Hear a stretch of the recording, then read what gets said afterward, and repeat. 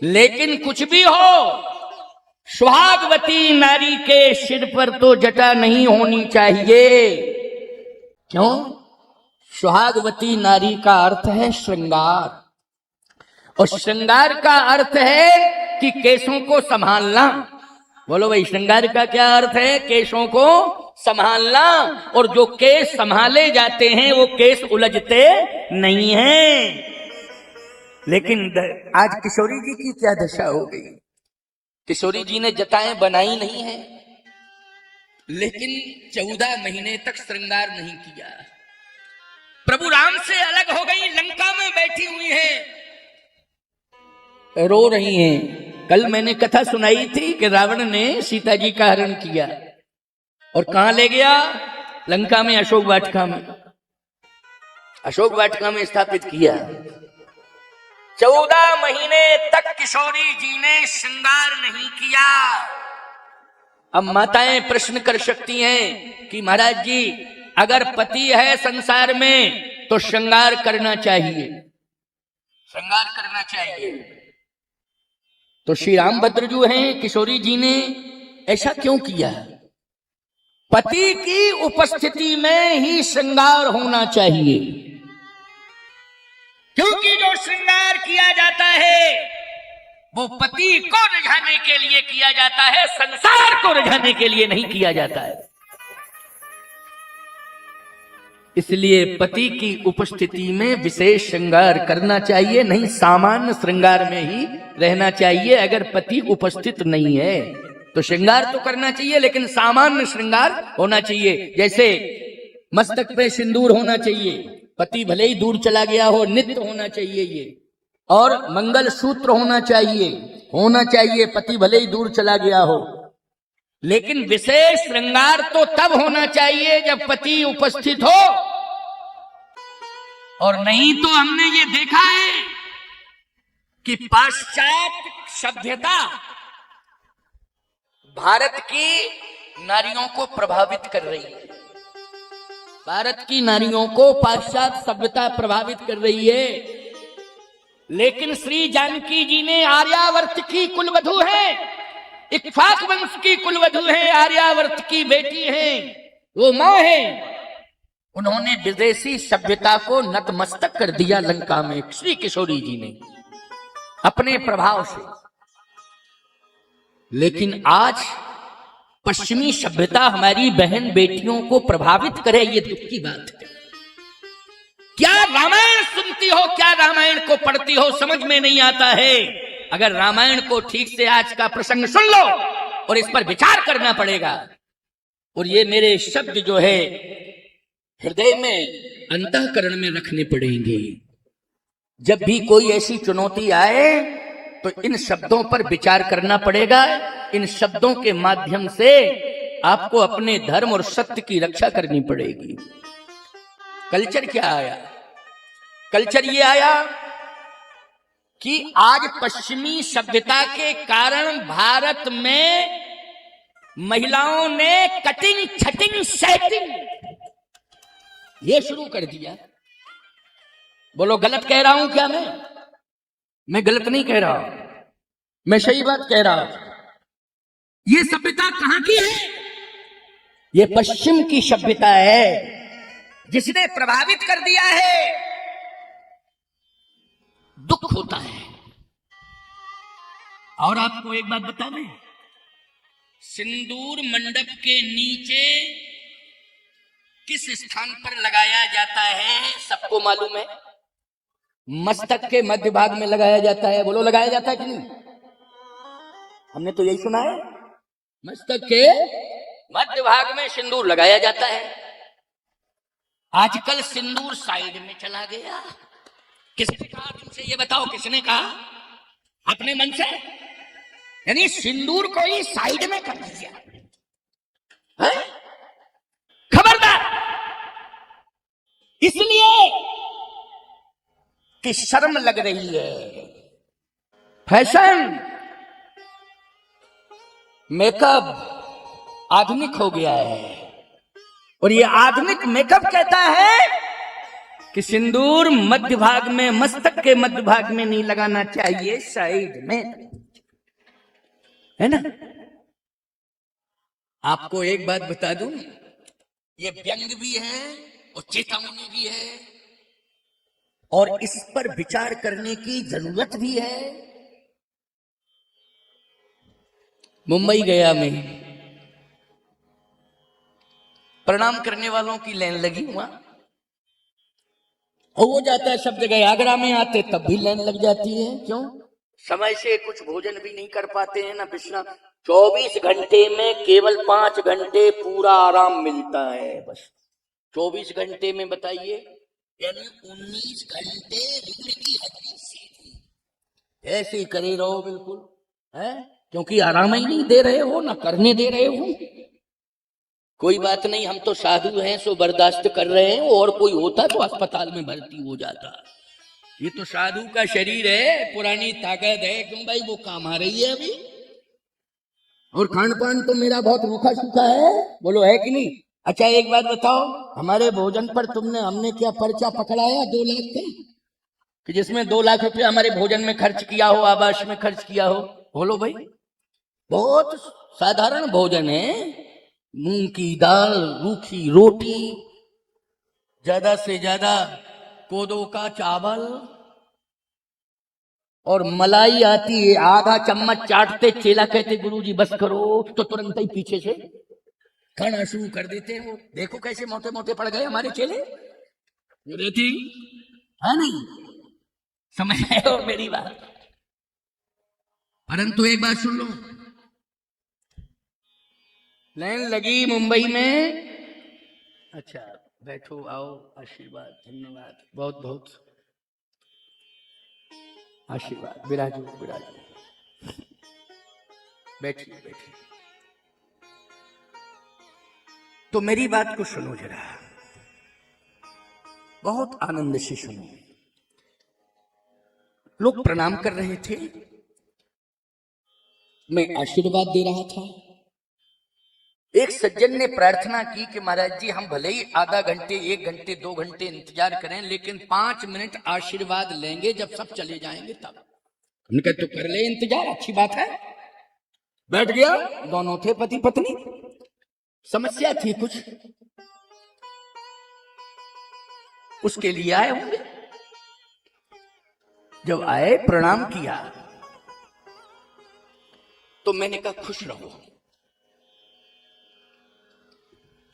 पत्नी ने भी प्रणाम किया, मैंने कहा खुश रहो। तो पत्नी कहती है महाराज जी, वो आशीर्वाद नहीं दिया आपने, अखंड सौभाग्यवती भव, जो आप कह रहे थे 2-4 लोगों को कह दिया होगा, मैंने सुन लिया। हमने कहा अच्छा अच्छा अच्छा अच्छा, तूने सुन लिया? बोले हाँ महाराज जी, मैं सुन रही थी, आपने ये नहीं कहा। मैंने कहा देखो, हम कैसे कह दें ऐसे, जब कुछ हमें दिखाई दे ऐसा कि सुहाग का स्वरूप, क्यों भाई, तब तो हम कहें। बोले जैसे हमने कहा मांग नहीं दिखाई दे रही भरी हुई, मस्तक जो है तेरा सूना सा। बोले नहीं नहीं सूना नहीं है। अब उसने यूं बाल उठाए अपने, हमने कहा इतना प्रयास करके दिखा रही तू, क्यों भाई है? ऐसे उसने साइड से उठाए, बोले देखो महाराज जी। तो मैंने कहा ये मांग बिल्कुल नहीं है, क्योंकि मांग सिंदूर जो होता है उसका एक ही रंग होता है भैया, क्यों भाई, लाल रंग होता है सिंदूरी, उसी को कहते हैं। मैंने कहा ये तो रंग अलग है, क्या गुलाल लगा के आ गई है तू साइड में?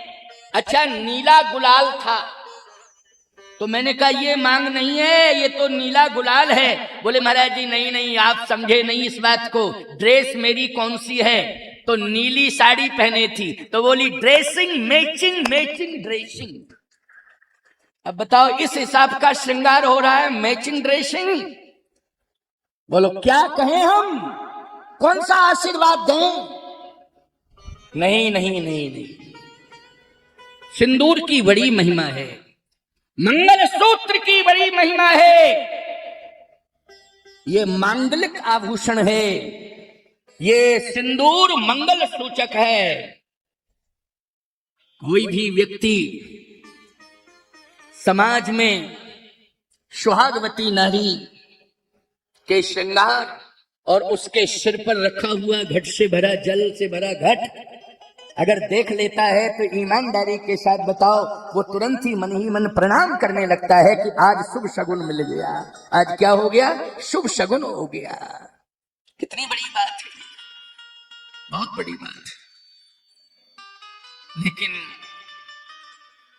पश्चिमी कल्चर माताओं तुम्हारे सामने जीरो है। जो सनातन का कल्चर है, जो सनातन की संस्कृति है, पाश्चात्य संस्कृति, पश्चिमी कल्चर जीरो। क्योंकि तुमने जो काम किया है वो दुनिया की किसी नारी ने नहीं किया है, भारत की नारी के अलावा। और ये सत्य है, पढ़ लिख करके चाहे जितनी योग्य हो गई हो पश्चिमी कल्चर की नारी, चलो मैं मानता हूं कि वे बहुत ज्यादा योग्य है तो चंद्रलोक तक पहुंच गई है, लेकिन पातिव्र धर्म के बल पर भारत की नारी यमलोक तक पहुंच गई है और पति के प्राण खींच करके धरती पर लाई है। उसका नाम है सावित्री। बोलो है ना सावित्री, पति के प्राण लाती है, यम की चौखट से पहुंच के ललकार के फटकार के यम को, और हठात उसने अपने पति के प्राण खींच लिए और वापस लाई है, जीवित कर दिया। यह है आर्यावर्त की नारी, यह है पातिव्र धर्म। इसलिए पीछे नहीं जाना है, आगे बढ़ो। और आगे बढ़ने के लिए रास्ता कौन है, उसी को चुनो। महाजनो येन गतः शपन्था। महापुरुषों ने, शास्त्रों ने, संतों ने, बुजुर्गों ने, इन्होंने जो रास्ते बनाए हैं मर्यादा के, उन्हीं पर चलना है और अपने लक्ष्य को प्राप्त करना है। आइए, श्री किशोरी जी को देखा हनुमान जी ने, यहां दुखी हो गए। क्यों? जटाएं, ये जटाएं सुहागवती नारी के मस्तक पर शोभा नहीं देती हैं। बोलो भाई। लेकिन समस्या ये है कि पति दूर है और लंका में पति की अनुपस्थिति में श्रृंगार कैसे करें? अरे इन केशों की बात छोड़ो, सीता जी ने तो लंका में जब पहुंची तो ना तो वहां का फल ग्रहण किया, ना जल ग्रहण किया। 14 महीने तक जल भी नहीं ग्रहण किया, बिना फल बिना जल के रही हैं 14 महीना। इसलिए शरीर हनुमान जी महाराज को बिल्कुल दुर्बल दिखाई दे रहा है। माता जानकी का एकदम दुर्बल। कितना दुर्बल है?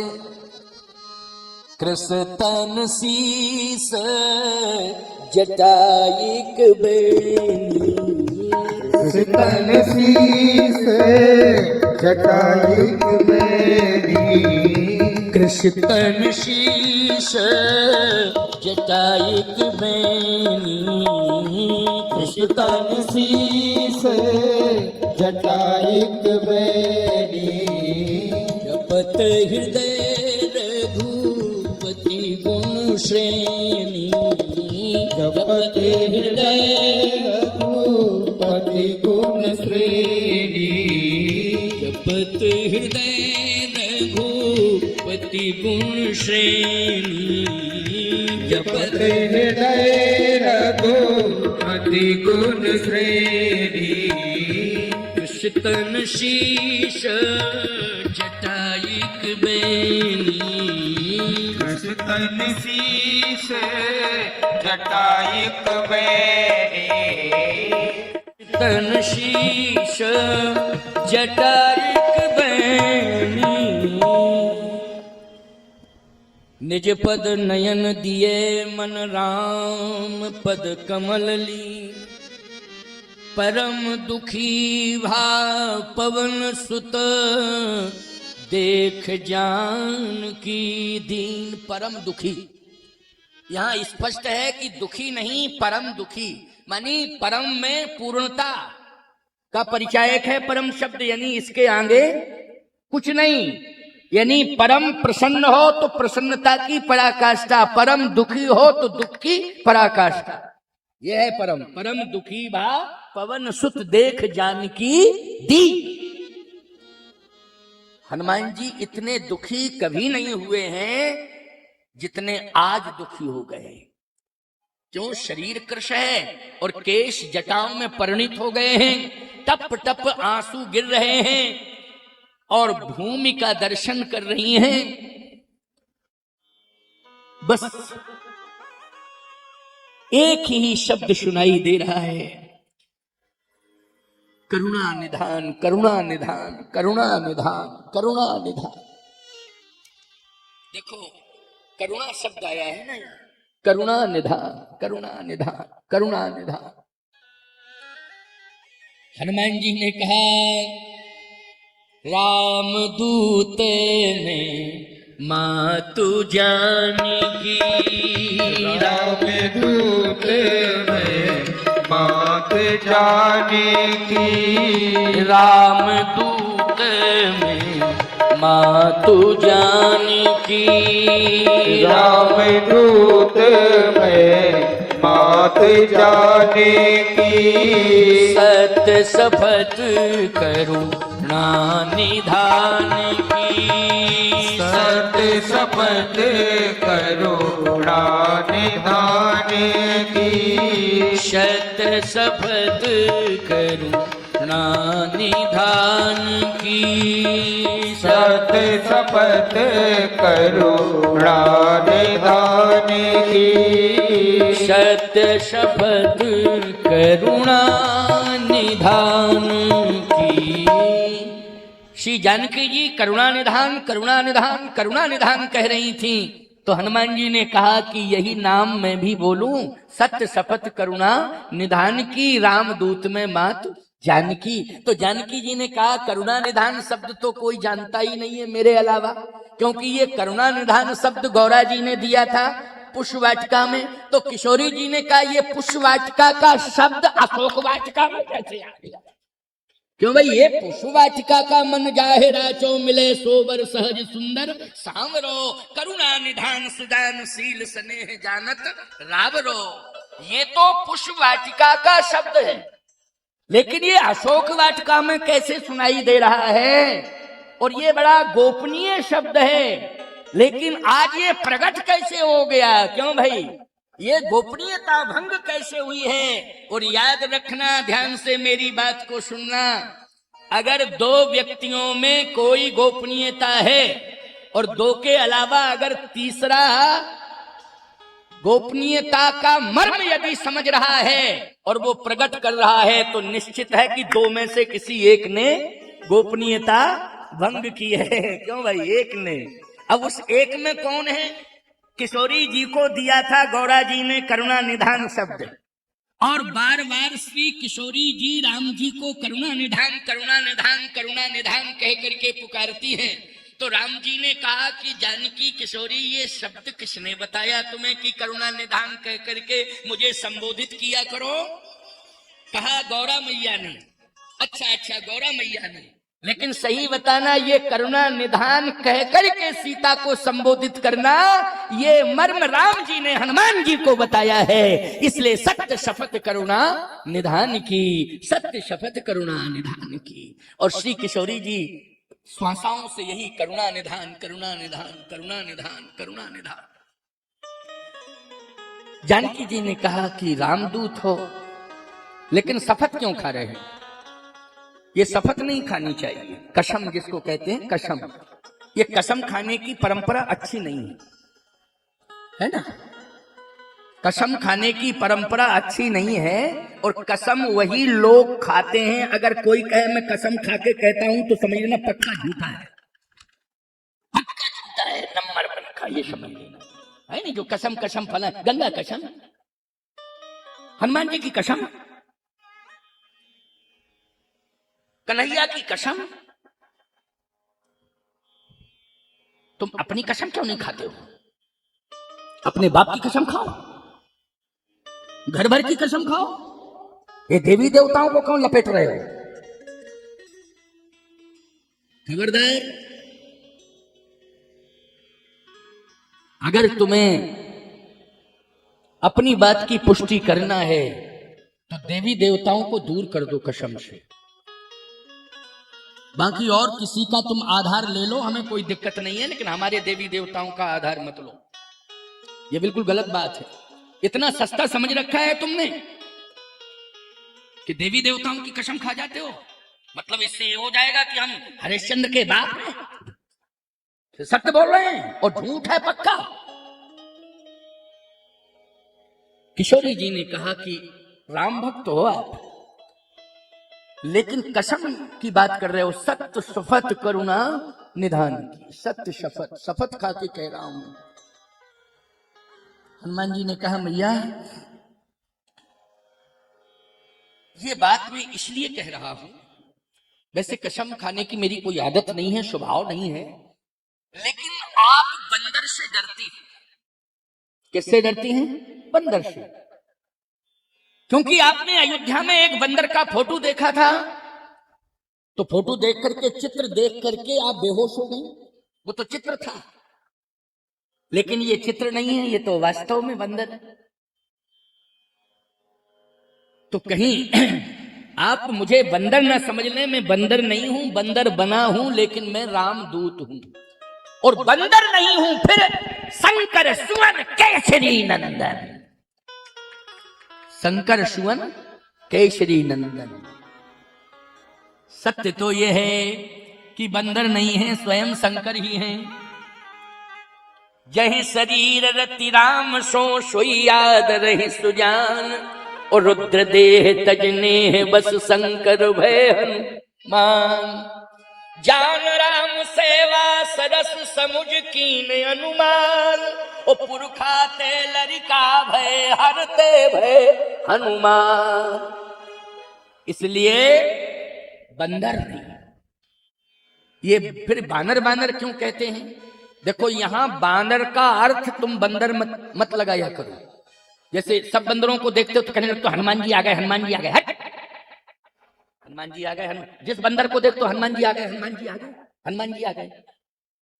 हनुमान जी बंदर थोड़ी हैं। बानर यानी नारायण बने नर, तो नर के विकल्प बने कौन? शंकर। इसलिए वो बामानी विकल्प है। बामानी क्या है? विकल्प है, इसलिए वानर। ये अर्थ है इसका। आप कहोगे महाराज जी लेकिन पूंछ है, तो पूंछ होती बंदर के। हनुमान जी के वो पूंछ नहीं है, पार्वती मैया है। समझ रहे हो? पूंछ पूंछ नहीं है। ये तुम्हें दिखाई दे रही है, तुम्हारी आंखों पे मोतियाबिंद है, तो मैं क्या करूं? पूंछ पूंछ पूंछ पूंछ नहीं है, वो पार्वती मैया है जो पूंछ की तरह अपना भेष छिपाए हैं और पूंछ में प्रकट हो गई हूं, पूंछ के रूप में। जैसे शंकर जी वानर बन गए भेष छिपा के, ऐसी पार्वती मैया भेष छिपा के क्या बन गई? पूंछ बन गई। पत्नी है वो शंकर जी की, पार्वती मैया। अब बोलो भाई, पार्वती मैया ओरिजिनल रूप में रहती तो लोग यही कहते कि ये कैसे जितेंद्रियम बुद्धिमताम वरिष्ठम है, कैसे नैष्ठिक ब्रह्मचारी है। बोलो भाई, शंका पैदा होती कि नहीं? इसलिए पार्वती जी छिप गई पूंछ में। समझ लेना इस बात को। पूंछ है शंकर जी, स्वयं हनुमान जी शंकर हैं, और जो हनुमान जी की पूंछ है वो कौन है? पार्वती मैया। आपको एक बात बता दें, हर आदमी के घर में पति की पूंछ नहीं, पत्नी की पूंछ, पत्नी पूंछ। और कोई भी काम हो तो पत्नी से पूछ। क्यों भाई? पत्नी से पूछ। कोई बात नहीं, तुम्हें सम्मान तो मिल रहा है, इसके बाद भी तुम राजी नहीं हो, प्रसन्न नहीं हो। प्रसन्न रहा करो। ये गृहस्थ जीवन में घटनाएं घटती रहती हैं, परेशानियां आती रहती हैं, हानि लाभ चलता रहता है, लेकिन उदास मत हुआ करो और ना अपने पति को ना अपने बच्चों को उदास किया करो। प्रसन्न रहो, परिवार को प्रसन्न रखो। ये जिंदगी भगवान के हवाले है, ये डॉक्टर के हवाले नहीं है। याद रखना, किसके हवाले है? भगवान के हवाले है। इसलिए भगवान के हाथ में है। जब तक वो चाहेगा तब तक तुम लोग रहोगे यहां, जब तक वो, और जब नहीं चाहेगा तो कोई भी डॉक्टर तुम्हें सुरक्षित नहीं कर पाएगा, जाना पड़ेगा। इसलिए मेरा भगवान प्रसन्नता का स्वरूप है, उसी के हाथ में तुम सबका जीवन है। इसलिए एक दूसरे आपस में प्रसन्न रहो, पड़ोसियों को भी प्रसन्न करो, नाते रिश्तेदारों को भी प्रसन्न रखो। हानि लाभ चलता रहेगा, मिलता रहता है, इसकी भरपाई तुम नहीं करोगे। यदि कोई हानि हो गई है तो परमात्मा भरपाई करेगा। इसके लिए विश्वास रखने की आवश्यकता है। किसकी विश्वास की आवश्यकता है? लेकिन कभी भी साहस नहीं तोड़ना चाहिए। साहस को कभी मत तोड़ना।